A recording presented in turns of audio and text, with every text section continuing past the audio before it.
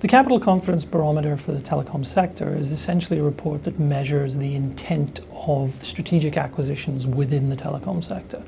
The findings of the report for this particular version are very relevant to Canadian telecoms companies. What we're seeing is that the consumer is becoming more and more sophisticated from a telecoms perspective, and that's pressurizing legacy services like voice and SMS.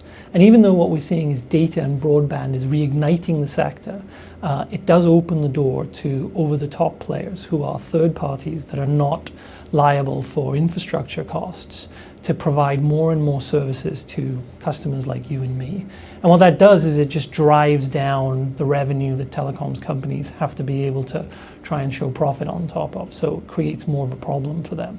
What we're seeing though is that operators are looking to additional and adjacent markets and looking at strategic alliances to try and bridge that gap. So we're seeing more of a move into the enterprise sector, we're seeing more of a move into information, communications and technology, so partnering with IT teams and IT organizations to try and drive more value into their business. And that's very interesting because typically telecoms operators have been very closed about their relationship with the consumer, but because the alliances and the partnerships have such a material impact on the capital expenditure required to enter into some of these very nascent and developing services like cloud, digital offerings, as well as the Internet of Things, operators are much more open to trying to get into this space and to be able to partner and do it. So we are seeing operators making a lot of very interesting and high value investments in chip manufacturers, in digital advertising organizations, really to grow their footprint, but also getting into different areas of the value chain that they've never really been involved before.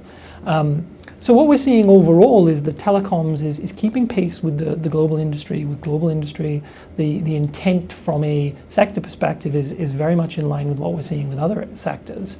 However, we're seeing higher deal volumes and higher deal values in the telecom sector, which is representing the types of organizations that they're trying to buy. These are technology organizations.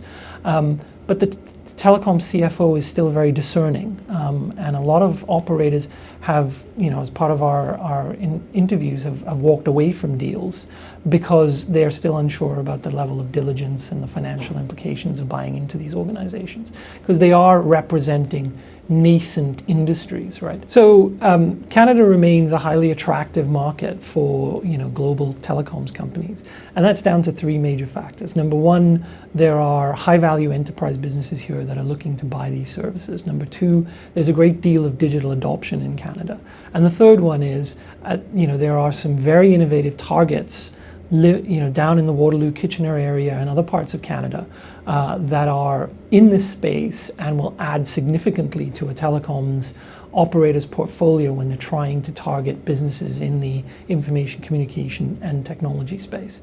So the report findings are actually very important for a telecoms company that is looking to make inorganic growth acquisitions around the world, and specifically in Canada. It's very important that operators add this type of detail and understanding to their strategic plans moving forward, and understand that the consumer space is highly competitive and there may be value now in moving into some of these more nascent areas through inorganic growth and strategic alliances.